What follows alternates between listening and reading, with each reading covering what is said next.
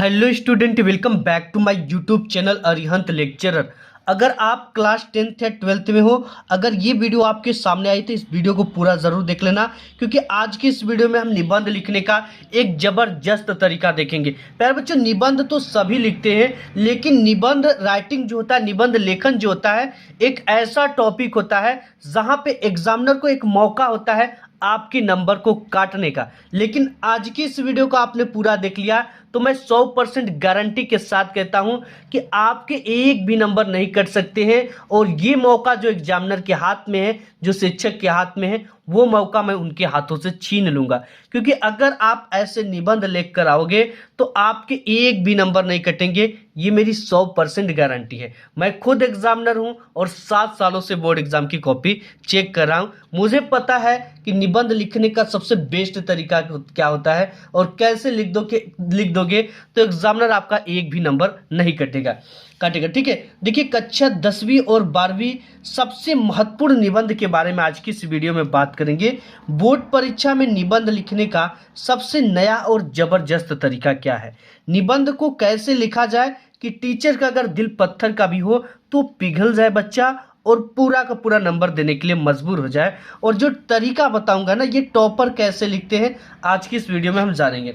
ऐसे लिखने पर टीचर ना आपको जो तरीका बताऊंगा पूरा का पूरा फुल मार्क्स देंगे।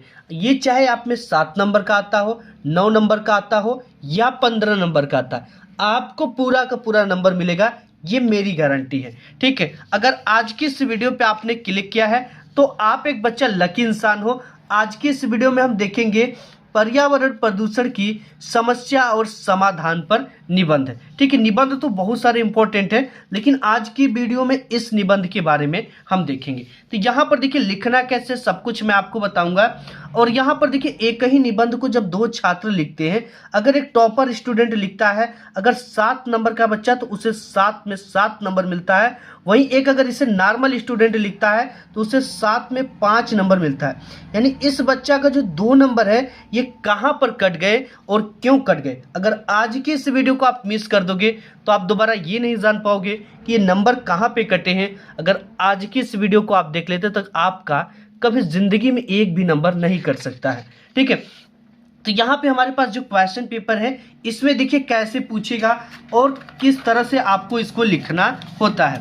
ठीक है, तो यहाँ पे जो क्वेश्चन पेपर है बच्चा, इसमें जो क्वेश्चन पूछा गया है इस तरह से देखिए पूछा गया है। इसमें पर्यावरण प्रदूषण पूछा है। ठीक है, और भी हमारे पास क्वेश्चन पेपर है जिसमें मैं आपको दिखाता हूँ कि ये पूछता कैसे कैसे।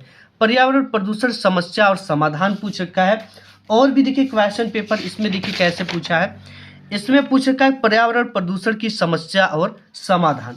ठीक है, और भी एक पेपर है हमारे, देख लेना। ये पेपर में आपके 110% आएगा। ठीक है, आपको लिखना कैसे, यहाँ पर देखिए पर्यावरण प्रदूषण सिर्फ पूछा है। ठीक है, तो यानी जैसे भी पूछे आपको इसी तरीके से लिखना है, जो ट्रिक मैं आपको बताने वाला हूँ। सबसे पहला बच्चा, जब भी हम निबंध लिखते हैं तो इसके हेड पर निबंध लेखन आपको ब्लैक पेन से लिख देना है।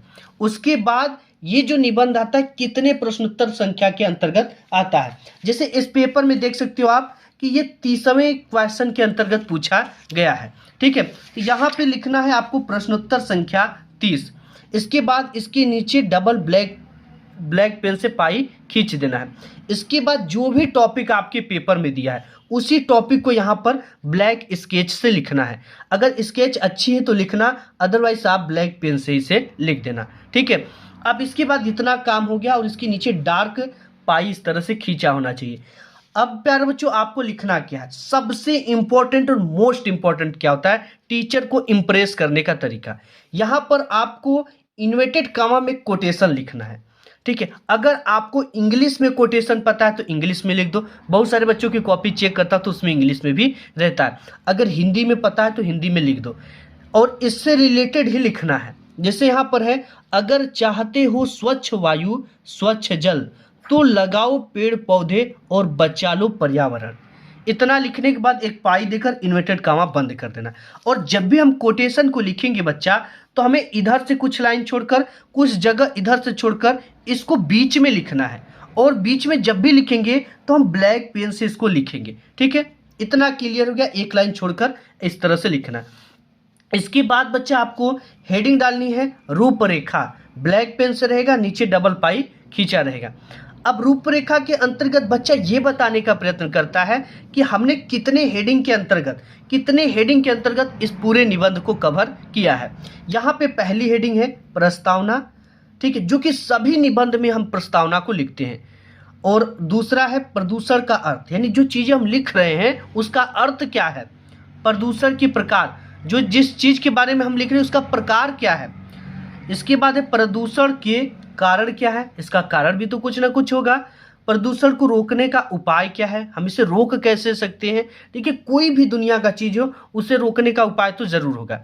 और इसकी लास्ट हेडिंग है उपसंहार, जो कि सभी निबंध का सेम होता है। ठीक है, इसके बाद सबसे पहली हेडिंग इसमें क्या है, प्रस्तावना। तो यहाँ पर ब्लैक पेन से क्या डाली गई है, प्रस्तावना। अब प्रस्तावना में ये बताया जाता है कि इसका लाभ क्या है और हानि क्या है और इसका अर्थ क्या है। ठीक है, तो यहाँ पे प्रस्तावना हेडिंग डाली गई है। देखिए यहाँ पे क्या बताया गया, प्रदूषण की समस्या आज पूरे विश्व में तेजी से बढ़ रहा है।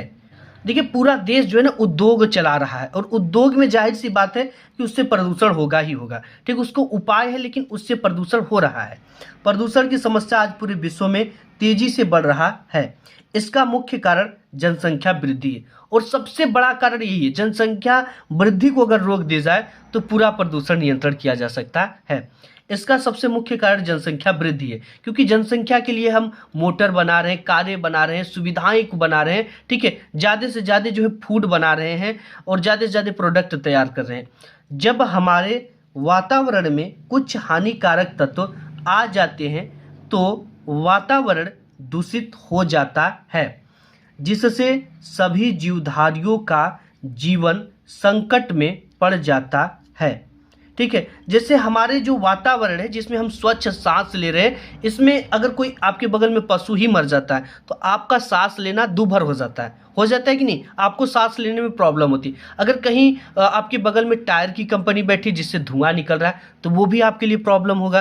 पेंट बन रहा है उसके लिए भी प्रॉब्लम होगा। तो यानी कि हम जब स्वच्छ वातावरण में कुछ ऐसे तत्व आ जाते हैं जो वातावरण को दूषित किया जाता है, जिससे सभी जीवधारियों का जीवन जो है संकट में पड़ जाता है। इस पूरे समस्या को ही पर्यावरण प्रदूषण कहते हैं। यानी इसके कहने का मतलब हमारा जो स्वच्छ वातावरण है, अगर इसमें हमें सांस लेने में प्रॉब्लम हो, हमें जीवन जीने में दिक्कत हो रही है, तो ये कहा जा सकता है कि हमारा जो क्षेत्र है ये प्रदूषित हो चुका है। अब इसका अर्थ क्या है, सबसे मेन चीज आप ये जानो, प्रदूषण का अर्थ।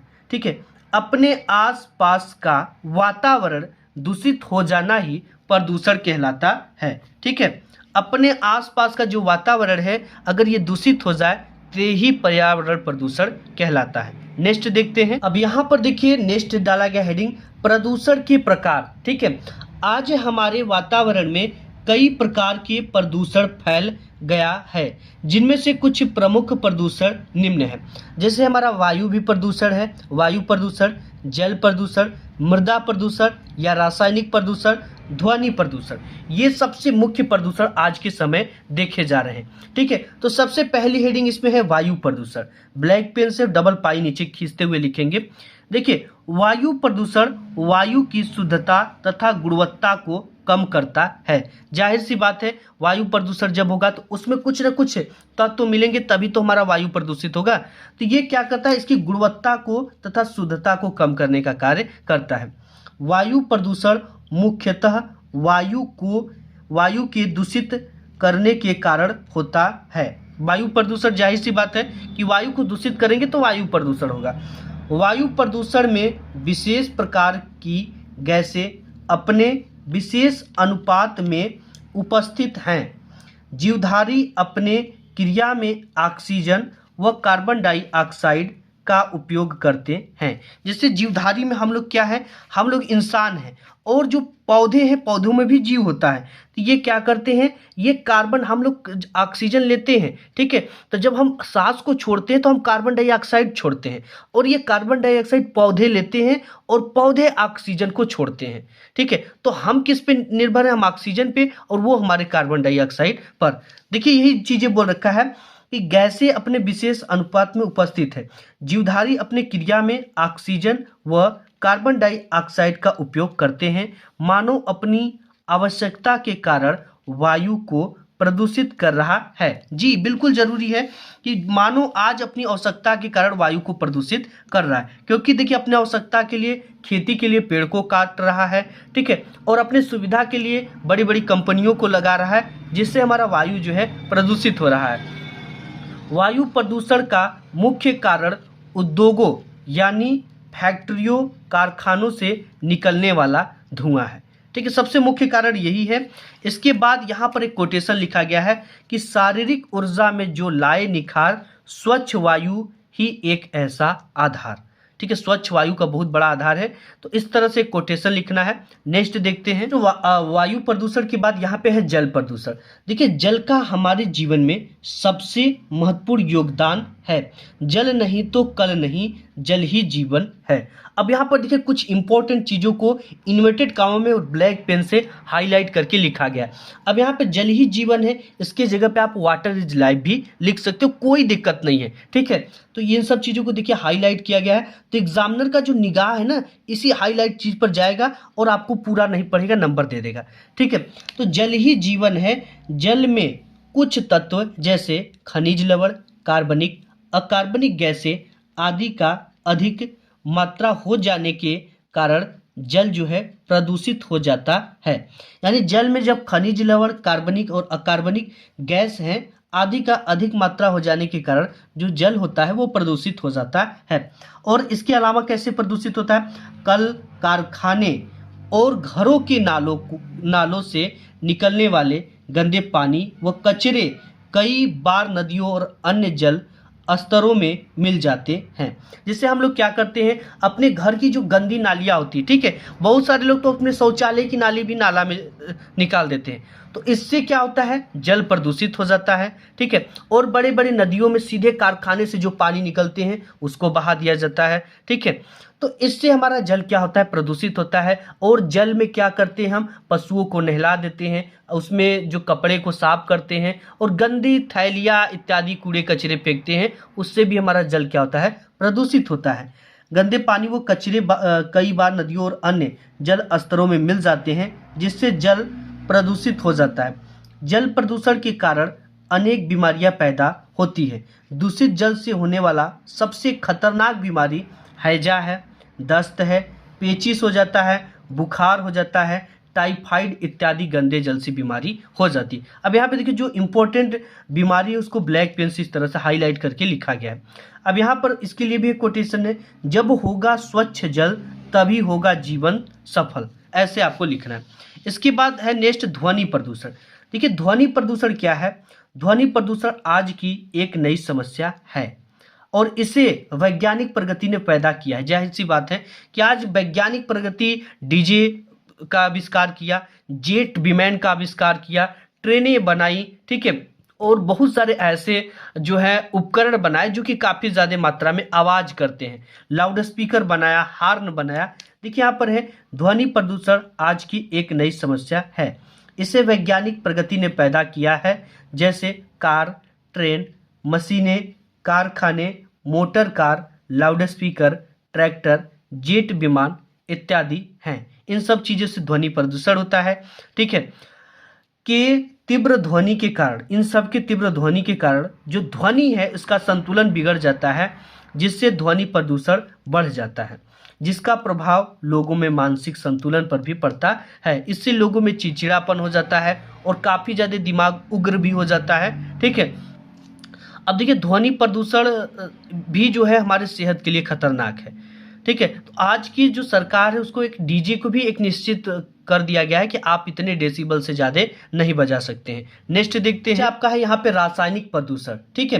देखिए रासायनिक प्रदूषण आज की आधुनिक खेती की से फैल रहा है, क्योंकि आज हम खेती कर रहे हैं तो हम सोच रहे हैं कि ज़्यादा से ज़्यादा पैदावार बढ़ाएं और हमारी जो फसल है वो कम नुकसान हो, इसके लिए हम केमिकल रासायनिक कीटनाशकों का उपयोग कर रहे हैं और खेतों में ज़्यादा पैदावार के लिए उर्वरक खादों जैसे यूरिया, डाई का उपयोग भी कर रहे हैं। इससे भी हमारा जो है रासायनिक प्रदूषण बढ़ रहा है। देखिए यहाँ पे है कि आज के आधुनिक खेती से रासायनिक प्रदूषण तेजी से बढ़ रहा है। देखिए अत्यधिक जनसंख्या वृद्धि के कारण उपज में वृद्धि के लिए दवाइयाँ वो कीटनाशकों का उपयोग किया जा रहा है, जिससे हमारा जो है रासायनिक प्रदूषण हो रहा है। ठीक है, इसके बाद यहाँ है प्रदूषण के कारण क्या हो सकते हैं। पर्यावरण प्रदूषण सबसे मुख्य कारण विश्व में तेजी से बढ़ती जनसंख्या है। इसका सबसे बड़ा कारण ये है, आखिर जनसंख्या के लिए ही सब कुछ बैठाया जा रहा है, जेट बनाया जा रहा है, कारें बनाई जा रही है, मालगाड़ियाँ बनाई जा रही है। ठीक है, और बड़े बड़े प्रोडक्ट बनाए जा रहे हैं केवल जनसंख्या के लिए। ठीक है, और इसी से हमारा पर्यावरण प्रदूषित भी हो रहा है। देखिए यहाँ पे है कि पर्यावरण प्रदूषण सबसे मुख्य कारण विश्व में तेजी से बढ़ती जनसंख्या वृद्धि है और औद्योगिकीकरण है। अब यहाँ पर एक कोटेशन है, मत फैलाओ अब प्रदूषण, पर्यावरण का करो संरक्षण। ठीक है, अब इसके बाद प्यारे बच्चों यहाँ पे है कि पर्यावरण प्रदूषण का दूसरा कारण विज्ञान भी है। जाहिर सी बात है कि विज्ञान है, मानव पर इसका बुरा प्रभाव भी पड़ रहा है। विज्ञान ने मानव जीवन को सुलभ यानी सुरक्षित बनाने के लिए अनेक यंत्रों का उपयोग किया जा रहा है। अब यहाँ पर एक कोटेशन है कि प्रदूषण पर नियंत्रण लाएं, बीमारियों को दूर भगाएं। अब इसके बाद है नेक्स्ट कि इन्हीं सब कारणों से प्रायः पर्यावरण प्रदूषित हो रहा है। साथ ही अनेक उद्योग धंधों व दूषित धुआं जल प्रदूषण से पर्यावरण को प्रदूषित हो रहा है। इसके बाद यहाँ पर नेक्स्ट लिखना है पेज पर। अब प्रदूषण को रोकने का उपाय क्या हो सकता है। हर एक चीज़ों को रोकने का उपाय ज़रूर होता है, तो इसका भी उपाय है प्रदूषण को रोकने का उपाय।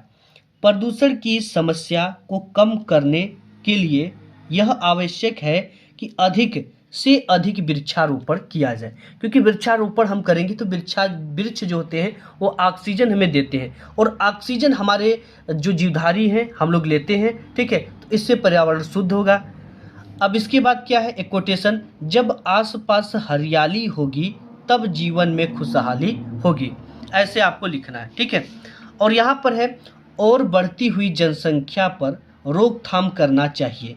ठीक है, और इसमें सरकार को एक निश्चित लगाना चाहिए, परिवार को सीमित करने के लिए कार्यक्रम चलाना चाहिए और लोगों को इसके लाभ और हानि के बारे में बताना चाहिए कि ज़्यादा बच्चे हो जाएंगे तो आपको प्रॉब्लम होगा, शादी करने में, विवाह करने में, जगह जमीन में भी दिक्कतें होंगी। इसका प्रचार प्रसार सरकार के द्वारा करना चाहिए और परिवार नियोजन के तरीकों को बताना चाहिए। जो तरीका है उसको विस्तार रूप से निसंकोच सभी समाज में इन लोगों को बताना चाहिए।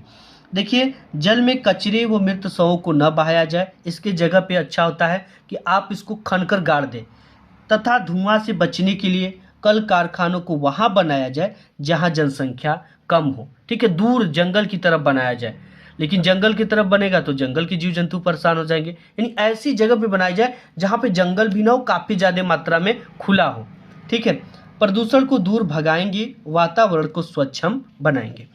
अब यहाँ पे प्रदूषण को कम करें, प्लास्टिक का उपयोग कम करें, सार्वजनिक परिवहन का उपयोग करें, कचरे को कचरे वाले डब्बा में ही डालें। जैसे हमारे पास कार होती है तो हम क्या करते हैं, कहीं जाना होता तो कार से चले जाते हैं। अगर हम सार्वजनिक वाहन का उपयोग करेंगे तो उसमें दूसरा भी जा रहा है, हम भी चले जाएंगे, उतना ही प्रदूषण होगा। लेकिन हम अलग से प्रदूषण करने के लिए अपने कार को ले जाते हैं। नेक्स्ट देखते हैं, नेक्स्ट यहाँ पे लास्ट हेडिंग है उपसंहार। देखिए, प्रदूषण से बचने के लिए व्यक्तिगत और सामूहिक स्तर पर कई उपाय किए जा सकते हैं। ठीक है, प्रदूषण से बचने के लिए इसके लिए हम सबको मिलकर पर्यावरण को बचाना होगा। हमको खुद ये चीज़ें ध्यान देना होगा कि इससे पर्यावरण प्रदूषण हो रहा है, जनसंख्या को हम सीमित मात्रा में करें तो हमारे हाथ में है। ठीक है, इसको हम रोक सकते हैं। कुछ ऐसे चीज़ें ना जलाएं, प्लास्टिक का उपयोग हम कम करें, इसके जगह पे हम अपने घर का थैला लेकर जाएं तो हम पर्यावरण प्रदूषण को बचा सकते कुछ हद तक। यहाँ पे कोटेशन है, हम सब मिलकर प्रदूषण को मिटाएंगे, पर्यावरण को स्वच्छ व सुंदर बनाएंगे।